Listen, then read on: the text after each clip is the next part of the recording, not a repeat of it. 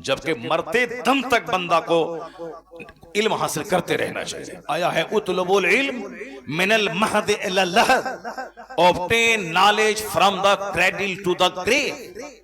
मां की गोद से लेके कब्र की गोद तक इल्म हासिल करते रहो और हर दिन नई नई चीज सीखते रहो यहां तक कि मौत आ जाए।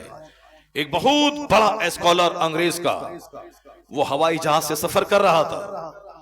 जब जहाज डूबने लगा तो हिंदुस्तान का एक स्कॉलर उनके बारे में पढ़ चुका था कि बहुत बड़ा पढ़ा लिखा आदमी है वो भी इसी जहाज से सफर कर रहा है।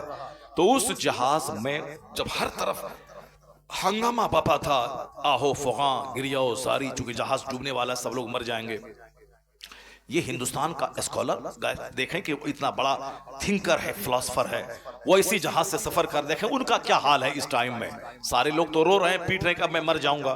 देखें उस बड़े फिलोसफर जिनकी एक एक बात में जिंदगी मिलती है, जिनका एक एक सेंटेंस वेटी वजनदार होता है, प्रेशस कीमती होता है। जरा उनसे पूछें, देखें उनका क्या सिचुएशन है इस मौत जब सामने नाच रही है, कश्ती डूबने वाला है। वो जब गया उसके कमरे में, हवाई जहाज, पानी वाले जहाज में, देखा कि वो किताब की स्टडी में लगा हुआ है। क्या बात है, किताब पढ़ रहा है। कहा सर तूफान की जद में है जहाज, सारे मुसाफिर रो रहे हैं, सामने मौत नजर आ रही है और आप इस खौफ की घड़ी में किताब का मुताला कर रहे हैं। क्या कहा उस बंदे ने, वो यूरोप का रहने वाला, हम लोग तो सिर्फ घचड़ घचड़ बात करने वाले हैं, टाइम बर्बाद करने वाले हैं, सिर्फ दूसरों की गीबत शिकायत करने वाले हैं, अपनी बुराई दूर करके अच्छाई पैदा करने का ट्रेंड तो हमारे अंदर है नहीं। जो अच्छा काम कर रहा है उसकी टांग खिंचाई हमारे अंदर है। वो यूरोप का दानिश्वर क्या कह रहा है, इसीलिए तो मैं किताब पढ़ रहा हूं। अब जहाज डूबने वाला है, हम लोग मरने वाले हैं, कम से कम मरने से पहले पहले इल्म तो हासिल कर रहे हैं। अल्लाह समद, कम से कम मरने से पहले पहले एक चैप्टर तो पढ़ ले, मरने से पहले पहले एक इल्म तो हासिल कर लें। इसीलिए तो पढ़ रहा हूं। हालांकि जहाज डूबा नहीं, बिल्कुल उलट पुलट करके तूफान की जद में आकर के बस किनारा मिल गया और जहाज बच गया। अगर नहीं बचता, मर जाता, तो ये बात हमको कैसे मालूम होती? क्योंकि जो उस जहाज पे सवार था उसने जहाज से बचने के बाद तब स्टेटमेंट दिया कि ये देखें स्टडी करने वाले लोग कैसे कैसे होते हैं, मौत के वक्त में भी मुताला करते हैं। और यहां शादी हुई, पढ़ाई बंद, शादी हुई, दुआए कुनूत तक याद नहीं। शादी के बाद जो गांव देहात के मकतब में पढ़ाने वाले मौली साहब से, मुंशी जी से जो पढ़ा था, अलम तरा कैफ़ फ़अल रब्बुका बिअस्हाबिल फ़ील अलम यजअल कलहु फ़ी तज़लील व सल्लम तरा रब्बिल, जो मकतब के मुंशी से पढ़ा था, उसी तरह की हमारी बेटियां मरते दम तक पढ़ती रहती, हमारे बच्चे मरते दम तक उसी तरह पढ़ते रहते। ये नहीं कि अब जिंदगी बची है, शादी के बाद कम से कम वक्त है तो चलो ट्यूशन पढ़ करके अच्छे कारी से कम कुरान पाक की 20 सूरतें, जो तरावी की नमाज में जब मैं तन्हा पढ़ूं तो कम से कम 20 सूरतें, कम से कम 10 ही सही अलम तरा कैफ़ा से लेके कुल अऊज़ु बिरब्बिन नास तक ठीक से पढ़ लें, ताकि नमाज सही हो जाए। उसको तरावी में भी पढ़ लें डबल करके, और 5 नमाजें उसी 10 सूरतों से पढ़ें। कम से कम इतना तो कर लेना चाहिए। नहीं, बूढ़े हो गए, कुरान पाक कायदे से पढ़ नहीं पा रहे हैं।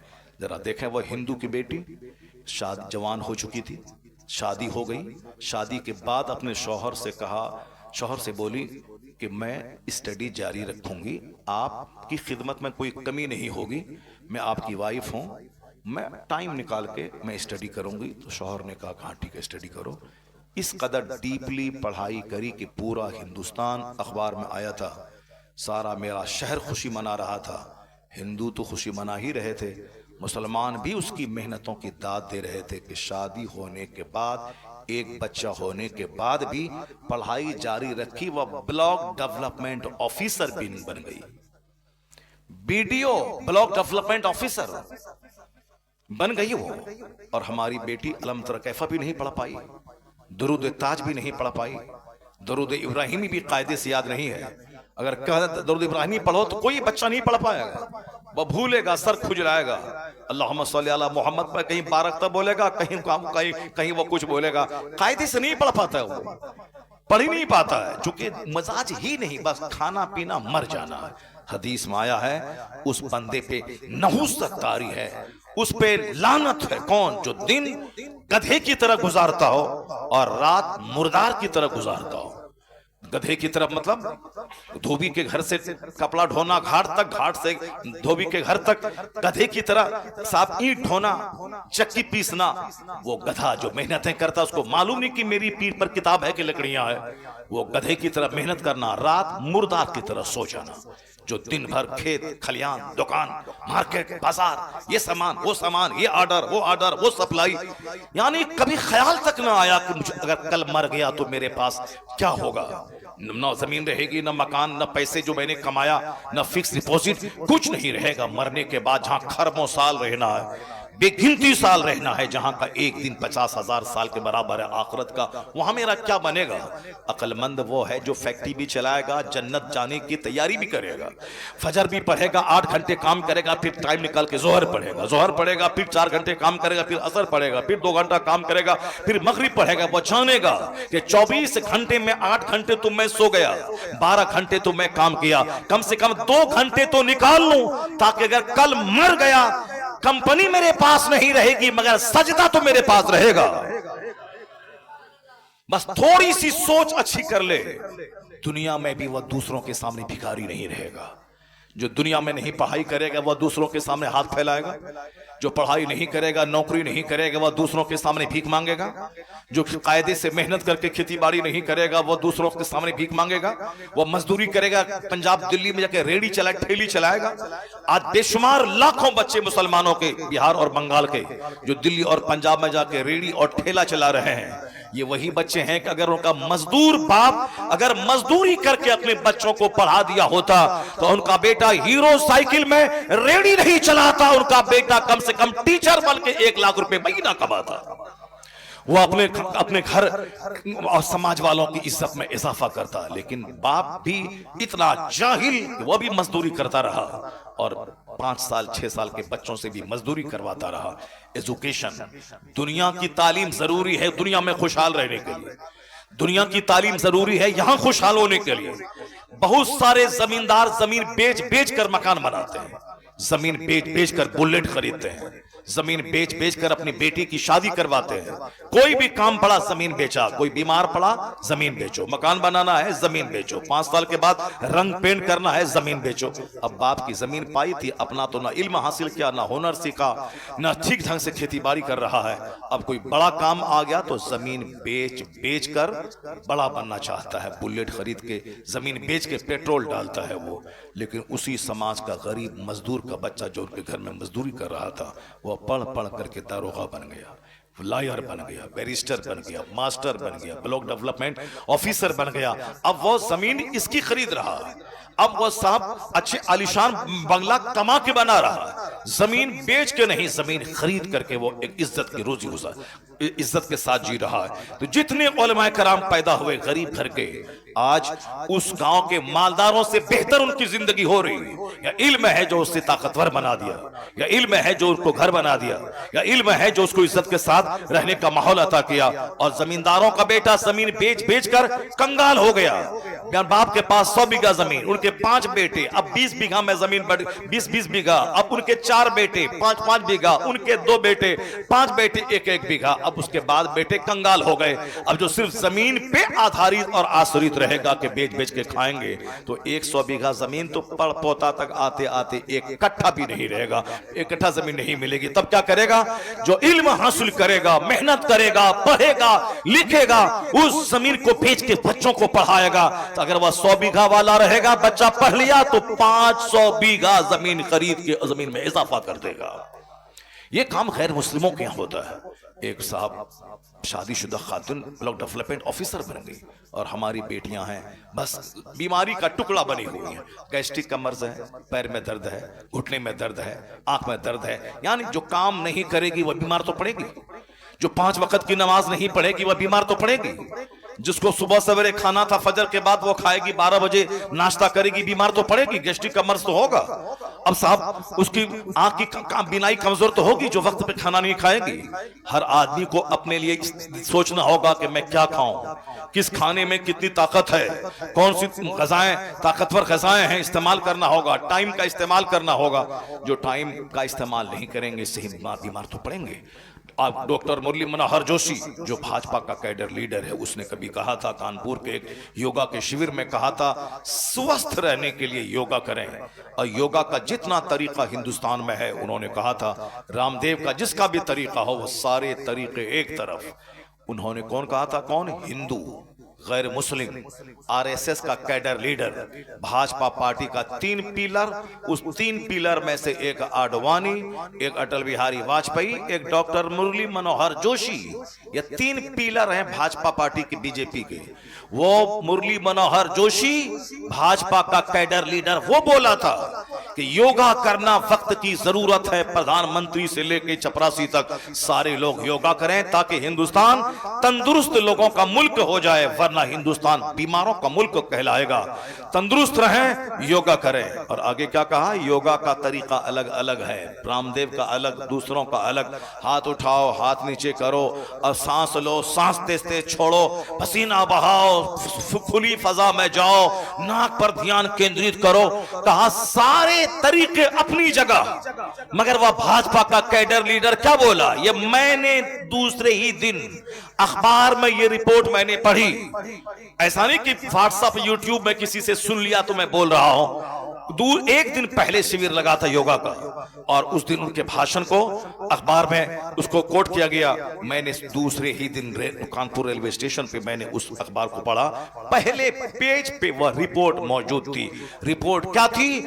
मनोहर जोशी ने कहा योगा के जितने तरीके हैं वो सब एक तरफ। कहते हैं मेरी निगाह में इस्लाम के पैगंबर ने जो 5 वक्त नमाज का तरीका सिखाया,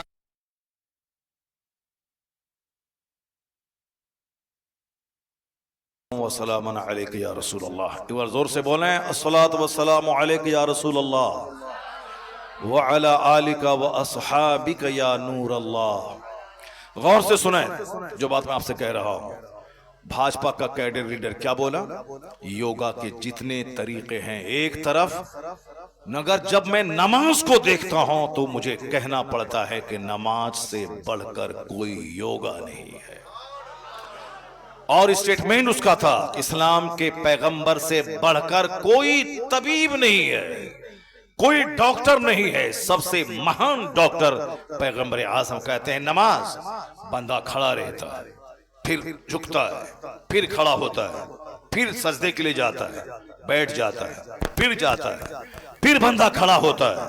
खड़ा जब होता है तो ध्यान सजदे की जगह पे केंद्रित करता है। जब झुकता है रुकू में तो ध्यान आंखें पांव पर केंद्रित रहती है। जब बैठता है तो गोद में ध्यान केंद्रित रहता है। कहते हैं सजदे में आंख नाक पर ध्यान केंद्रित लोग करते हैं। वो कहते हैं सलाम के टाइम में कांधे पर। ये कंसंट्रेशन, ये ध्यान केंद्रित करना, सारी दुनिया से कट जाना, अपने मालिक की तरफ ध्यान लगाना। वो कहते हैं कि जो नमाज का स्टाइल है, खड़ा होने के बाद सीधे कोई चले जाए सजदे में तो कोई फिजिकल डिस्टरबेंस हो सकता है, जिस्मानी खराबी कोई हो सकती है, लेकिन सीधे खड़े होने के बाद सजदे में नहीं जाना। स्टैंडिंग के बाद आधा सजदा रुकू में जाना है, फिर खड़ा होना है, तब उसके बाद सजदे में जाना है। वो कहते हैं ये स्टाइल ऑफ प्रेयर, ये नमाज का जो ढंग है, इतना साइंटिफिक, इतना लाजवाब है सेहतमंद रहने के एतबार से। वो कहते हैं ना नमाज का जवाब है, ना नमाज देने वाले मोहम्मद अरबी का जवाब है। ये छोटा मोटा पढ़ा लिखा बंदर क्या जाने। ये रामगिरी जैसा आदमी जो महाराष्ट्र का, जो हमारे पैगंबर के खिलाफ बोला, ये जाहिल क्या जाने। ये जाहिल डॉक्टर मुरली मनोहर जोशी के पांव की धूल के बराबर नहीं है। मगर इन्होंने क्या जबरदस्त इन्होंने स्टेटमेंट दिया है। ये डासना का मंदिर का वो पीला कपड़ा पहन के, 2-4 माला पहन के, अपनी डकैती और अपनी बुराई पे पर्दा डालने के लिए महंत और पंडित बनने का ढोंग रचाने वाला अति नरसिंहानंद, ये क्या जाने मुस्तफा कौन है। बदतमीज ने जो गुस्ताखी की है, दिल तो चाहता है कि उसकी जबान नोच लूं। हमारे पैगंबर के खिलाफ इतना गलत स्टेटमेंट, गलत टिप्पणी उसने किया है। वो आदमी भी डॉक्टर मनोहर जोशी के पांव की धूल के बराबर नहीं है। डॉक्टर मनोहर जोशी, भले ही उस पार्टी से हम इत्तेफाक नहीं रखते हैं, वो भाजपा का लीडर था, अलग बात है, लेकिन वो इतना पढ़ा लिखा आदमी था। वो doctor, PhD degree holder, Hindustan का एजुकेशन मिनिस्टर साहब, वो इतना बड़ा पढ़ा लिखा आदमी, उसने इसी पीरियड में उन्होंने क्या कहा कि नमाज इतना जबरदस्त योगा है, और जो नमाज दिया है इस्लाम के पैगंबर ने, उससे महान तो कोई हो नहीं सकता है। इसलिए ए मुसलमान, सड़क चलते, रास्ता, गली कूचे का कोई कुत्ता अगर भौंके, तुम्हारे पैगंबर के खिलाफ बोले, तो तुम्हें सबका जवाब देने की जरूरत नहीं, बस अनसुनी कर दे। एक पागल था जो बक रहा था, कोई बहुत बड़ा पढ़ा लिखा अदीब, डॉक्टर, साइंटिस्ट, अगर वो खिलाफ बोल रहा है तो हमारा साइंटिस्ट, हमारा अदीब, हमारा राइटर, हमारा मुसन्निफ उसका जवाब देने के लिए काफी है। हर चलते फिरते आदमी का जवाब देने के लिए प्रोटेस्ट करना जरूरी नहीं है। ये तो घंटी बजा के 2-4 पैसा कमाने वाला, इसकी कोई औकात नहीं कि मेरे पैगंबर के खिलाफ बोले। बस समझने को कोई गली कूचे का कोई मजनू है जो इस तरह का बयान दे रहा है। अलबत्ता याद रही बात, हम इसकी बात देखें कि हिंदुस्तान नहीं बल्कि यूरोप के, अमेरिका के पढ़े लिखे लोगों की बात में सुनो। तुमने सुना होगा डॉक्टर माइकल हार्ट, जो अमेरिका का सबसे पढ़ा लिखा आदमी, 1978 की बात है।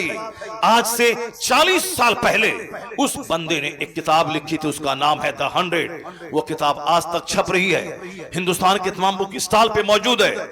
उस किताब में उन्होंने ठाना था कि मैं दुनिया की सबसे बड़ी महानतम 100 आदमी, 100 एमिनेंट पर्सनालिटीज पर मैं स्टडी करूंगा उनकी जिंदगी का, फिर उनका मैं सिलेक्शन करूंगा जो इस धरती का ये 100 क्रीम लोग जिन्होंने दुनिया को अपने से कुछ दिया, समाज में परिवर्तन लाया। दुनिया के बड़े लोगों की सूची में, कामयाब तरीन लोगों की फहरिस्त में उनका नाम है। वो 100 लोग कौन है, मैं उनको छांटूंगा और 100 में रैंकिंग करूंगा कि अव्वल पे कौन, 2 में कौन, 100 में कौन। मैं उसकी क्वालिटी की बुनियाद पर रैंकिंग करूंगा। मोहब्बत का दखल ना होगा, अकीदत का दखल ना होगा, मजहब का दखल ना होगा। वरना डॉक्टर माइकल हार्ट क्रिश्चियन था, कहा मैं किसी भी तरह मजहब को दखल ना होने दूंगा।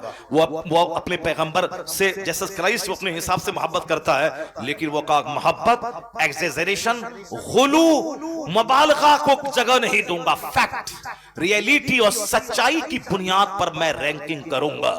उन्होंने जब 100 आदमी का नाम छांटा, दुनिया की इतिहास को आंख की पुतलियों में समेट लिया, संसार की हिस्ट्री को आंख की पुतलियों में समेट लिया। अपने हम तो मालदा की हिस्ट्री नहीं जान सकते, बंगाल की हिस्ट्री तो बहुत दूर की बात, बंगाल की हिस्ट्री नहीं समझ सकते।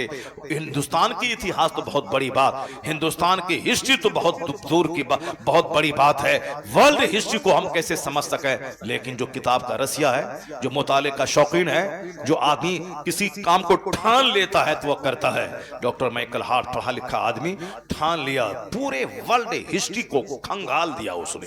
दुनिया के सबसे बड़े बड़े लोगों की सूची तैयार की, जिस सूची में नाम था गौतम बुद्ध का, महावीर का, गांधी का, चर्चिल का, वो जॉर्ज डॉक्टर वाशिंगटन का, इब्राहिम लिंकन का, माओ जेतुंग का, मसोलिनी का, हिटलर का। वह मुसलमान नहीं था, क्रिश्चियन था। अपने हिसाब से दुनिया के महान लोगों की सूची तैयार की, जिसने सबसे ज्यादा दुनिया पे इन्फ्लुएंस, असर डाला हो, जिसके फॉलोवर की तादाद सबसे ज्यादा हो, जिनके रेगुलेशंस और जिनके मैसेज में इतना दम हो कि सदियां गुजर जाने के बाद भी उनके फॉलोवर की तादाद ना घटी हो, जिसने दुनिया का रुख बदल दिया हो, लोगों की सोच बदल दिया हो, सबसे ज्यादा जिसने लोगों के हृदय, लोगों के ब्रेन, लोगों के माइंड, लोगों के हार्ट को प्रभावित किया हो, इतनी वो जबरदस्त पर्सनालिटी कौन है।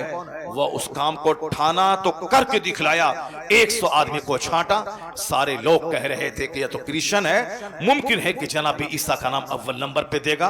कोई कहता था कि ये साहब न्यूटन है, या साइंटिस्ट है, न्यूटन का नाम अव्वल नंबर पे देगा। कोई कहता था ये अमेरिका का रहने वाला है, इब्राहिम लिंकन का नाम पहले नंबर पे देगा। चूंकि डॉक्टर माइकल हार्ट खुद साइंटिस्ट था, खुद बहुत बड़ा एडवोकेट था, बहुत बड़ा पढ़ा लिखा आदमी था, लोग अपने अपने हिसाब से राय का इजहार कर रहे थे कि ऐसा होगा वैसा होगा। लेकिन जब किताब छप के प्रेस से बाहर आई द 100 नामी किताब, उस किताब का नाम ही है द 100, 100 सब लैंग्वेज, सब इन एवरी लैंग्वेजेस, तमाम जबानों में उसका तर्जमा हो चुका है। आज भी वो किताब बुक स्टॉल पे मिलती है। द 100 नामी किताब जब प्रेस से छप के बाहर आई, दुनिया के सारे लोग दंग रह गए कि कामयाब तरीन लोगों की सूची में पहला नाम न न्यूटन का था, न जीसस क्राइस्ट का था, न इब्राहिम लिंकन का था। पहला नाम मोहम्मद अरबी अलैहिस्सलाम का था, पहला नाम।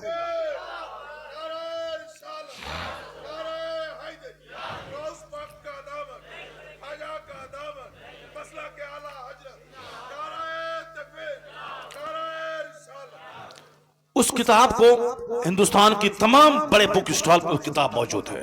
ये नरसिंहानंद उस किताब को खरीद के पढ़े, नहीं खरीद के पढ़ना चाहता तो वो बोले हम उसको किताब भिजवा देते हैं।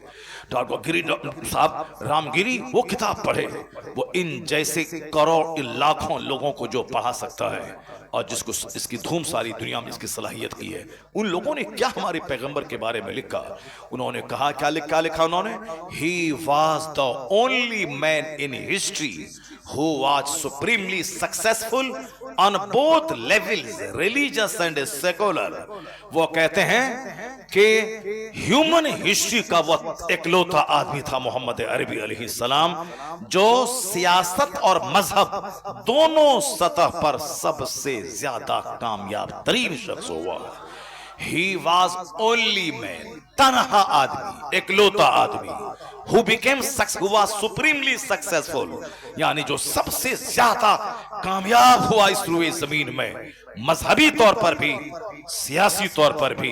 एक ऐसी गवर्नमेंट दुनिया को दी जिस गवर्नमेंट में अमीर गरीब काले गोरे सबको समान अधिकार दिया, सबों की राय से हुकूमत चलेगी। अपनी हुकूमत नहीं चलाई जाएगी बल्कि बंदों पर, बंदों के खालिक की हुकूमत चले, के कानून की हुकूमत चलेगी, जिसको आमतौर पर अपनी जबान में लोग अपने हिसाब से डेमोक्रेसी कहते हैं। वह कहते हैं जमहूरियत, प्रजातंत्र, जहां काले गोरे का फर्क मिट जाए, सारे अमीर गरीब सब बराबर हों, सबको समान अधिकार मिले।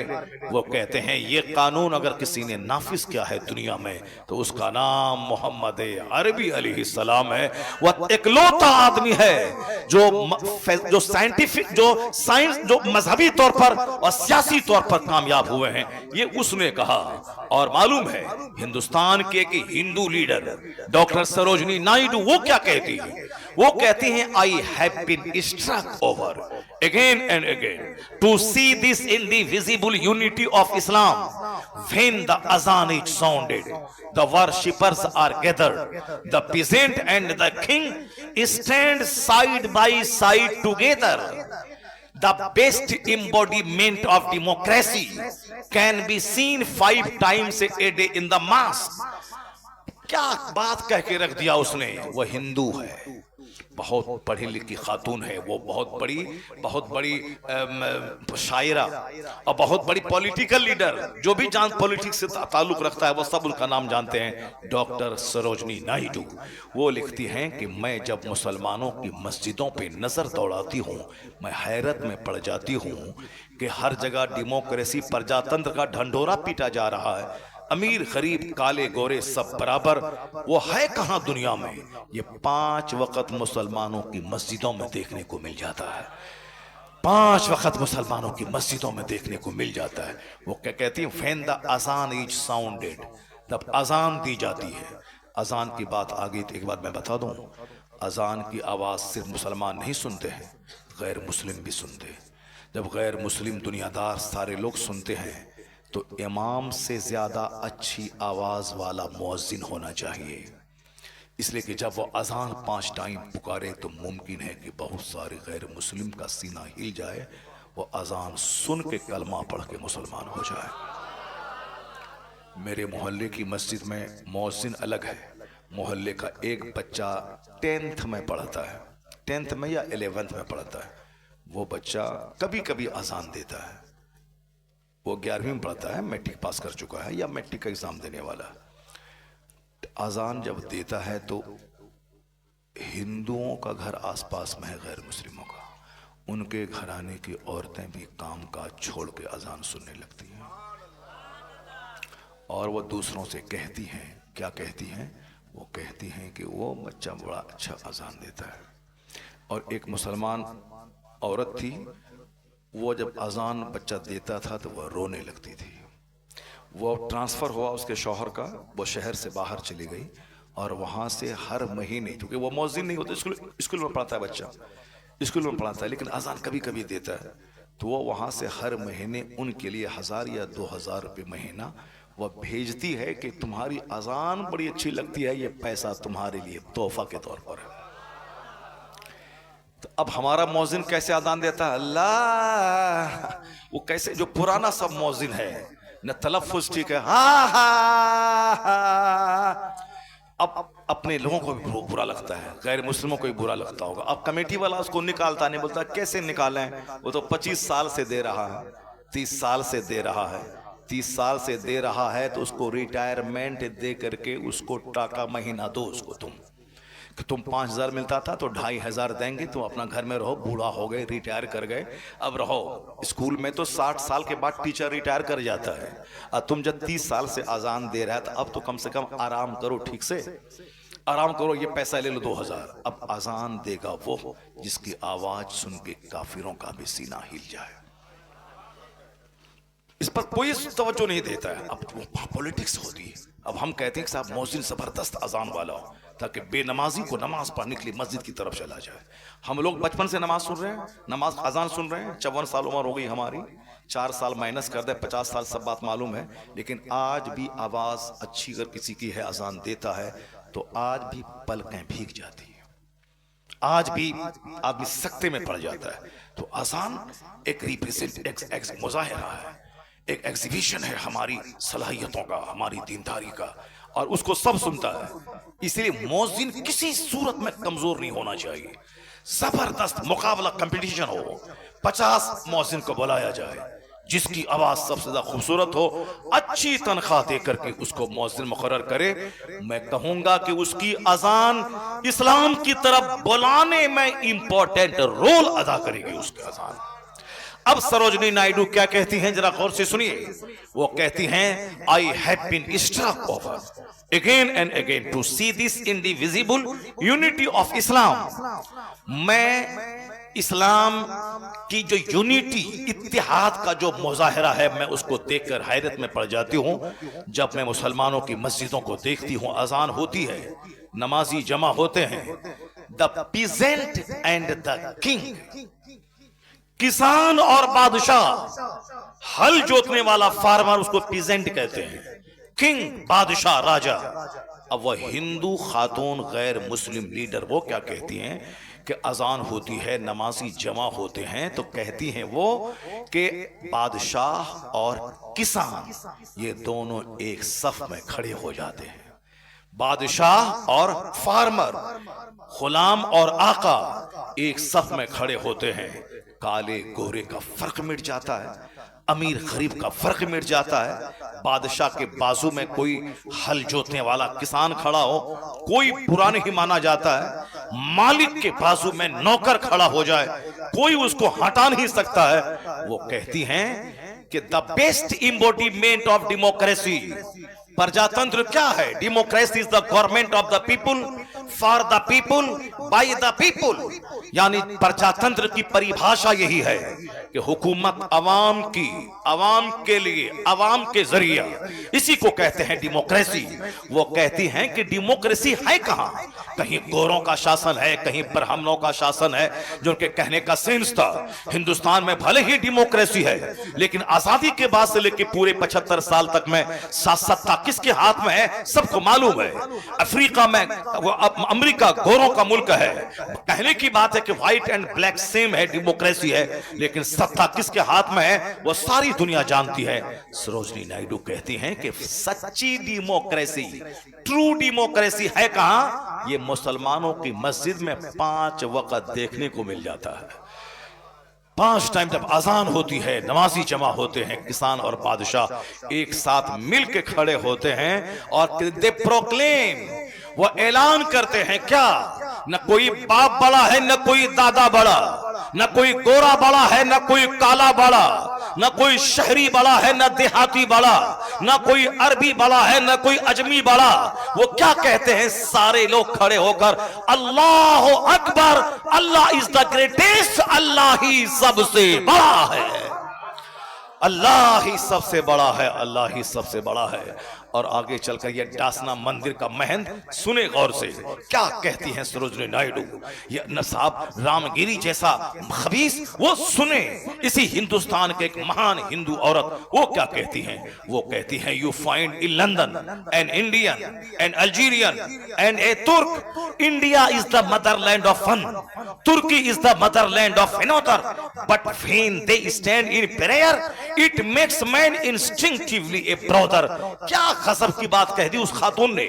वह हिंदू औरत क्या कहती है, वो कहती हैं कि लोग लंदन में जाते हैं, अब इंडिया से लोग गए, अल्जीरिया से लोग आए, तुर्की से लोग आए, जबान अलग, इंडिया की जबान अलग, तुर्की की जबान अलग, अल्जीरिया की जबान अलग, मुल्क अलग, जबान अलग, और अलग अलग काम से लोग लंदन गए हैं, कोई घूमने, कोई पढ़ने, कोई बिजनेस करने, मुल्क अलग, काम अलग, जबान अलग, मगर when they stand in prayer, लेकिन जब ये मुसलमान नमाज के लिए खड़े होते हैं लंदन में, इंडियन, अल्जीरियन और तुर्की का रहने वाला, जबान अलग, मुल्क अलग, कौम अलग, लेकिन जब नमाज का टाइम हुआ और ये सब मिलके जब नमाज के लिए खड़े होते हैं, तो वो कहती हैं कि it makes man instinctively a brother.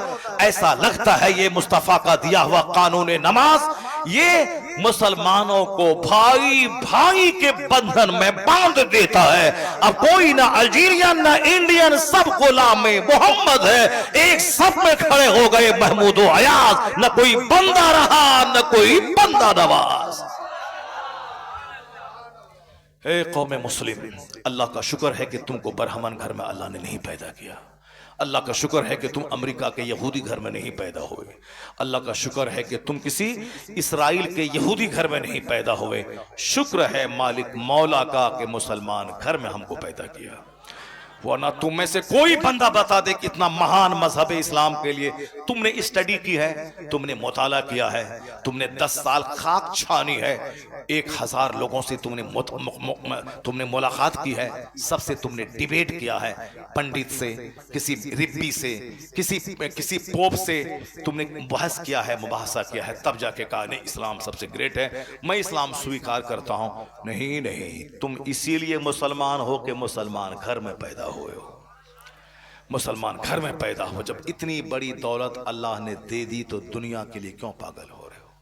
तुम चाहते हो कि अमेरिका का खरबपति अपनी सारी फैक्ट्री तुमको दे दे और तुम अपना ईमान बेच करके उनके घर के बुत को तू सजदा करने लगो।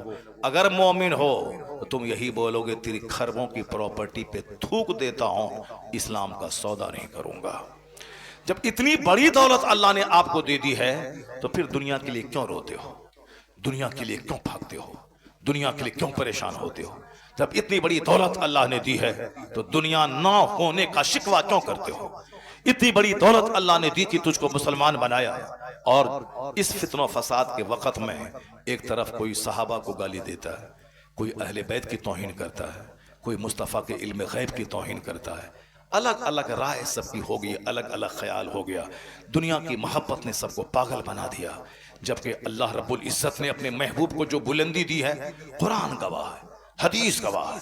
मगर कुछ लोग हैं कि सरकार दो जहां में कलमा पढ़ने के बावजूद ऐब निकालते, कहते हैं कि इल्म नहीं, इल्म गैब नहीं है, इल्म गैब है भी तो जानवर चौपाए की तरह माज़अल्लाह, 1000 बार माज़अल्लाह, कैसी कैसी बातें करते हैं। कुछ लोग कहते हैं नबी को मैं मानता हूँ, सहाबी को मानता हूँ, अमीर मुआविया रज़ी अल्लाह तआला अन्हु को नहीं मानता हूँ। कुछ लोग कहते हैं कि इमाम हुसैन बादशाहत के लिए मैदान करबला गए थे और जंग की और वहां शहीद हो गए। वहां अब क्यों गए थे वो, जब बड़े बड़े सहाबा मक्के में मौजूद थे? क्यों?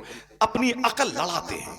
कुछ लोग सहाबा की मोहब्बत में अहले बैत के गुस्ताख हो गए, कुछ लोग अहले बैत की मोहब्बत में सहाबा की गुस्ताख हो गए, कुछ लोग बचे तो आगे जाके इमाम आजम की तौहीन करके गुस्ताख हो गए, कुछ लोग बचे तो आगे जाके गौसे आजम की तौहीन करके गुस्ताख हो गए, कुछ लोग बचे तो गरीब नवाज की शान घटाने लगे, यानी अलग अलग राय, अपनी अपनी राय लगाने लगे। बैठे बैठे कुछ नहीं करना तो खैनी गुटखा खाना है, तकिया लगा के बैठना है और अपने दिमाग के हिसाब से सोचना और समझना है, ये हो गया तो वो हो गया। अरे हुजूर ने कहा कि सहाबा की इज्जत करो, मेरे सहाबा सितारे की तरह है, जिसकी तू पैरवी करेगा हिदायत पा जाएगा। ब्लाइंडली आंख बंद करके मान ले सारे सहाबा हक में हैं, सारे सहाबा जन्नती हैं। अब किसी एक की तखसीस क्यों करता है? अमीर मुआविया रज़ी अल्लाह तआला अन्हु के खिलाफ जबान क्यों खोलता है? अब उन्होंने मुस्तफा के सहाबी हैं, बख्शे अल्लाह ने बख्श दिया है। मुस्तफा ने कहा कि वो हिदायत याफ्ता हैं, वह नूर हैं, सितारे की मानिंद हैं, तो मान लेने अपनी अपनी अकल को वहां मत लड़ा। लेकिन अक्ल लड़ा के कोई नबी की तौहीन करके काफिर हो गया, कोई सहाबा की तौहीन करके रास्ते से भटक गया, कोई अहले बैत को गाली दे के रास्ते से भटक गया, कोई इमाम आजम की तौहीन करके भटक रहा है। इस फितनो फसाद के वक्त में अगर तुम ईरान के यहूद राफिजी घर में पैदा हो गए होते, पानी पी पी के सिद्दीक उमर उस्मान रज़ी अल्लाह अन्हुम अजमईन को गाली देते। अल्लाह का शुक्र है राफिजी घर में नहीं, सुन्नी घर में अल्लाह ने पैदा किया। तुमने रिसर्च नहीं किया कि वहाबियत ठीक है, सुन्नियत ठीक है, कि कादियानियत ठीक है।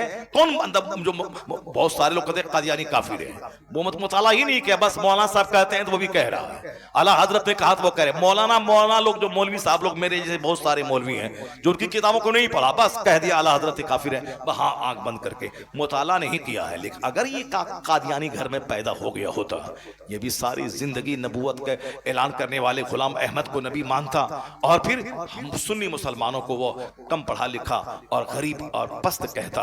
मगर हम लोग आज अगर टनाटन सुन्नी हैं तो हमारा कोई रोल नहीं है, बस रोल किसका है?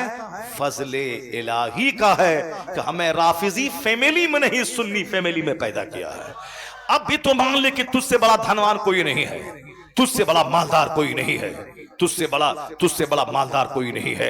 इस नेमत का तो शुक्र अदा कर कि खरबपति राफिजी है और हम गरीब सुन्नी हैं, खरबपति काफिर है, हम गरीब मुसलमान हैं। इसका तो शुक्र अदा कर, इसका तो शुक्र ये अदा करके रात भर सजदा करके शुक्र अदा करेगा तो भी इस नेमत का शुक्र अदा ना हो पाएगा। क्योंकि एक काफिर चाहे दुनिया में 50 घर बना ले, 50 टन सोना खरीद ले, मरने के बाद जब वो जाएगा क़यामत में, वहां दाइमी तौर पर आग उसका मुकद्दर है, वहां कुछ काम नहीं आएगा, खरबों साल आग में जलता रहेगा। और मुसलमान अगर ये दुनिया में किराए के घर में रहा, फुटपाथ पे सोता रहा, गरीब रहा, लेकिन ईमान सलामत रहा कि अल्लाह एक है, मुस्तफा मेरे सरदार हैं, कुरान हक है, क़यामत हक है, आखिरत हक है, नमाज रोज़े हज और ज़कात हक है, यानी कहीं भी किसी भी तरह से इस्लाम की तौहीन न करे, पैगंबर आज़म की तौहीन न करे और इसी हालत में मर जाए तो दुनिया में 70 साल 70 मिनट के बराबर नहीं है, 80 साल 80 सेकंड के बराबर नहीं है। जितने लोग यहाँ बैठे हैं, पैदा हुए परसों, कल जवान हुए, आज बूढ़े हो गए। हमारा ये 55 साल कैसा लग रहा है? वैसा लगता है जैसे परसों पैदा हुए, कल पढ़े लिखे और आज दाढ़ी के बाल सफेद हो गए। वक्त गुजरने में देर लगता है, द टाइम फ्लाइज, ये वक्त उड़ रहा है। अभी ईद की नमाज हम लोगों ने पढ़ी, अब आने वाले ईद की तैयारी शुरू है, 2 महीने के बाद रमजान है। अब हम लोगों ने प्रोग्राम लिखा, जो अब आगे दिसंबर, जनवरी, फरवरी के लास्ट 26 तारीख तक प्रोग्राम बुक है। अब 1 मार्च से रमजान शुरू है। अब मदीना जाने की तैयारी कीजिए, रमजान में साहब हाफिजों से बात कीजिए। अब खत्म हो गया, यानी अभी ईद की नमाज से फारिग हुए हैं, अभी ईद आ रही है। क़यामत की निशानी है कि वक्त बड़ी तेजी से गुजरेगा। साल 1 महीने की तरह लगेगा, महीना हफ्ते के बराबर लगेगा, हफ्ता 1 दिन के बराबर लगेगा और 1 दिन जैसे कोई आग चिंगारी भड़की और बुझ गई, अभी सुबह अभी शाम। ये क़यामत की निशानी है कि वक्त बड़ी तेजी से गुजरेगा। ये निशानी आ गई है, कब मर जाएंगे कहना मुश्किल है। अब अल्लाह रब्बुल इज्जत का शुक्र अदा करें कि ये दुनिया में गरीब रहें, मोहताज रहें। अगरचे मोहताज रहने इस्लाम पैगाम नहीं देता। ज़कात का कानून है कि कमाओ 1 लाख, साल में 2500 अल्लाह की राह में अपने गरीब भाई को दे दे। कमाओ 1 करोड़, 1 करोड़ माल तेरा पाक रहेगा, तुम सिर्फ 2.5 लाख, 100 लाख तेरा, 100 लाख में 98 6,50,000 तेरा, और 2.5 लाख तेरी गरीब बहन, तेरे गरीब भाई, तेरे गरीब पड़ोसी, तेरे गरीब रिश्तेदार। अल्लाह रब्बुल इज्जत के नाम पे ज़कात कानून पर अमल करते हुए अपने गरीब भाई बहन को दे दे। माल भी बढ़ेगा, वहां जन्नत भी मिलेगी। तुम दे, 1 करोड़ दिया है तो 2.5 लाख निकाल उस अल्लाह की खातिर। अल्लाह का हुक्म मानते हुए अपने गरीब भाई को दे दे। तेरा गरीब भाई खाएगा, माल भी बढ़ेगा, सवाब भी मिलेगा। दौलत कमाना अगर हराम होता तो भी कानून ज़कात नाज़िल नहीं होता, ये नहीं होता। पता चला 1 करोड़ कमाना जायज है, 2.5 लाख निकाल, तेरा माल पाक है। तो हम 1 अरब कमा ले, 1 अरब कमाल, 2.5 करोड़ निकाल, तेरा माल पाक हो जाएगा। 40वां हिस्सा ज़कात में निकाल। ये कानून ज़कात बताता है कि माल कमाओ नमाज के साथ, माल कमाओ सच्चाई के साथ, माल कमाओ तिलावत के साथ, माल कमाओ उसूल पर अमल करते हुए। बेशुमार लोग हैं नमाज पाबंदी, तहज्जुद, इशराक, चाश सब पढ़ते हैं और बिजनेस करते हैं। बेशुमार लोग हैं झूठ नहीं बोलते, अरबों में खेलते हैं। बेशुमार लोग हैं साहब दौलतों के अंबार पे 105 मंजिला फ्लैट में रहते हैं और कोई नमाज नहीं छोड़ते हैं। अल्लाह ने दौलत दी है, कड़ाके की सर्दी में गीजर ऑन किया, गर्म पानी से नहाया, फजर की नमाज पढ़ने चला गया। अल्लाह ने पैसा दिया है, घर में एसी लगाई और चिलचिलाती गर्मी में जोहर की नमाज एसी चला के आराम से मस्जिद में पढ़ रहा है। अल्लाह ने जब माल दिए है लगाओ मस्जिद में एसी, अल्लाह ने माल दिए है लगाओ घर में एसी, अल्लाह ने माल दिया है लगाओ अपने बाथरूम में गीजर, ताकि कोई फजर कज़ा ना होने पाए, कोई जोहर कज़ा ना होने पाए।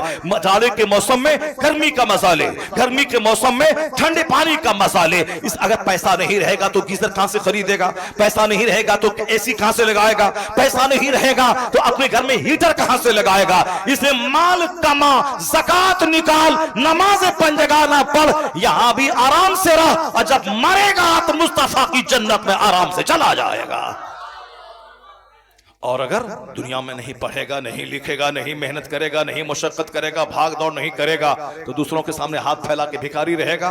सब ढकेगा, पाँव खुलेगा, सर ढकेगा। मकान बनाएगा तो प्लास्टर नहीं कर पाएगा, प्लास्टर करेगा तो बैंक का कर्जा लेगा।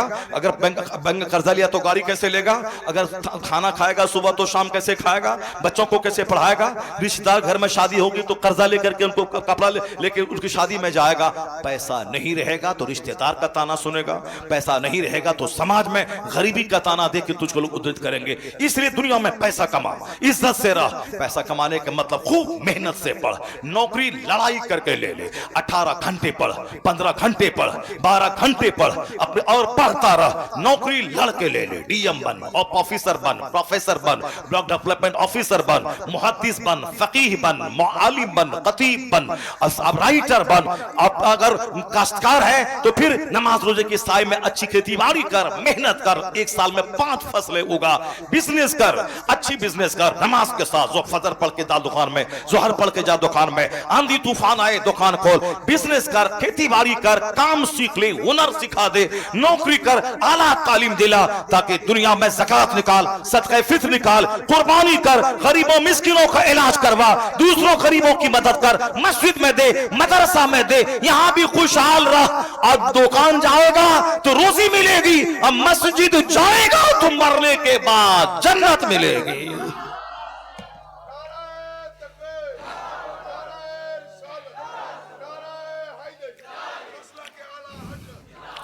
जो सिर्फ पैसा कमाया, नमाज नहीं पढ़ा, रोजा नहीं रखा, तो फिर दुनिया ही में 70-80 साल सुख कर लेगा और मरने के बाद खरबों साल आग में जलने के लिए चला जाएगा। और जो सिर्फ नमाज पढ़ेगा, रोजा रखेगा, ज़कात देगा, सूखी रोटी खाएगा, ईमान बचा के मर जाएगा। चलो कम से कम 70-80 साल दुख काटा, कम से कम अब खरबों साल जन्नत में जाके आराम करेगा। लेकिन अगर ये भी थोड़ी सी मेहनत करेगा, मुशक्कत करेगा, भागदौड़ करेगा, नमाज पढ़ेगा, दुनिया भी यहाँ भी आराम से रहेगा, मरने के बाद आराम से रहेगा। ये थ्योरी हमारी नहीं है, ये थ्योरी हमारे परवरदिगार की है। वो क्या थ्योरी है? रब्बना आतीना फिद दुनिया हसना वफिल आखिरत हसना वक़िना अज़ाबन्नार। अब दुआ कर, अल्लाह ने सिखाया है बंदों से कि तुम दुआ करो कि ए मेरे रब, दुनिया में भी भलाई अता फरमा, आखिरत में भी भलाई अता फरमा, और जहन्नम की आग से हमें बचा दे। इसलिए इस्लाम नहीं कहता तू फकीर बन जा, मोहताज बन जा, मुफलिस बन जा, भिखारी बन जा।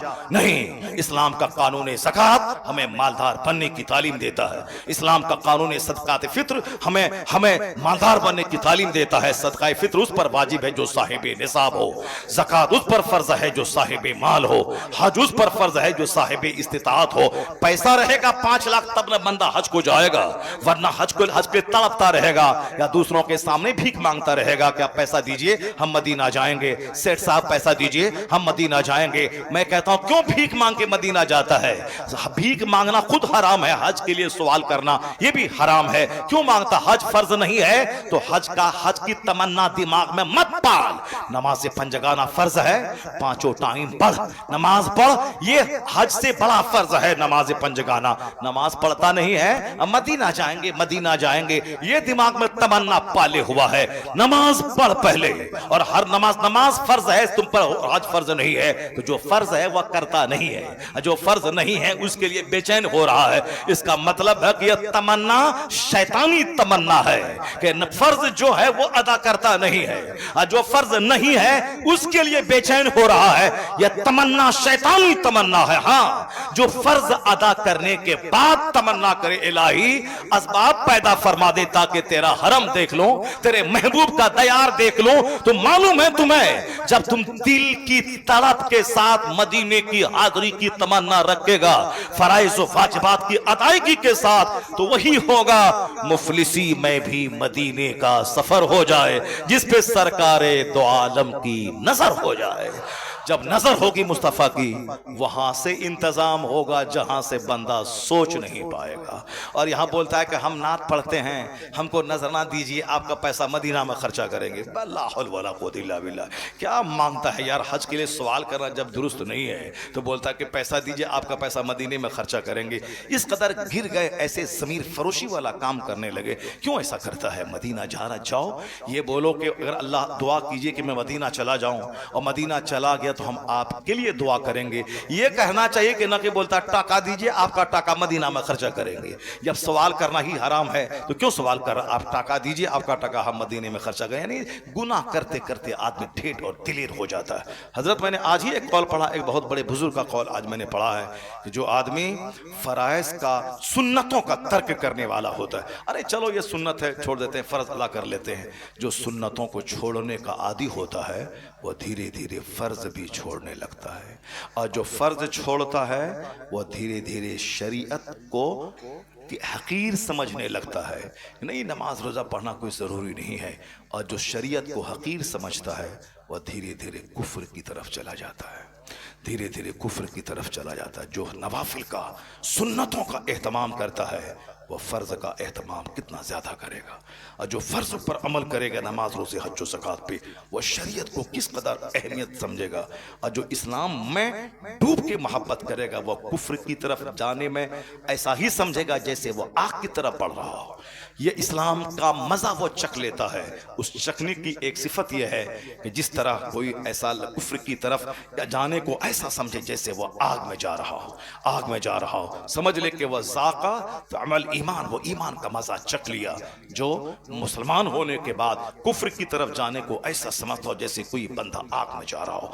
अल्लाह ने दौलत दी है, आप हज करें पहले, उसके बाद दूसरा काम अल्लाह ने माल दिया है, माल का अल्लाह की राह में खूब खर्च करें। अल्लाह, इस्लाम का कानून लाजवाब है, कानून ज़कात, कानून हज, कानून रोज़ा, सब लाजवाब है इस्लाम का कानून। और जिसके पास नहीं है पैसा वो ज्यादा हाथ पैर मार के गुनाह ना करे। नहीं, मेरे को अल्लाह ने गरीब बनाया है तो हम क्या करेंगे, नमाज भी नहीं पढ़ेंगे। अगर ऐसा हुआ तो दुनिया में भी जानवर की जिंदगी गुजारेगा। वो पैसे पैसे को तरसता रहा, मरने के बाद आग में गया, दोनों जहान की रुसवाई उसके हिस्से में आई। और सुन, जिस तरह मालदार कुर्बानी करता है, ज़कात देता है, हज करता है और उम्रा करता है, मस्जिदों में 1-2 लाख देता है, अगर तेरे पास पैसा नहीं है तो सुन ले कि तू मालदार से ज्यादा धनवान है, खुशनसीब है। क्यों? तुझ पर ज़कात फर्ज नहीं है, ज़कात का हिसाब नहीं है, तुझ पर हज फर्ज नहीं है, हज का हिसाब नहीं है। ये मालदार को हिसाब देना होगा कि तुझ पर हज फर्ज हुआ था 25 साल पहले, अब 25 साल के बाद तुमने हज क्यों किया, ये सवाल उसको करना होगा। वो मालदार हिसाब देगा कि तुम्हारे पास माल 1 करोड़ तुम पर ज़कात फर्ज थी तो तुमने 1 लाख ही निकाला, क्यों? तुम्हारा गरीब भाई बीमार था, तुम उसको नहीं दिया।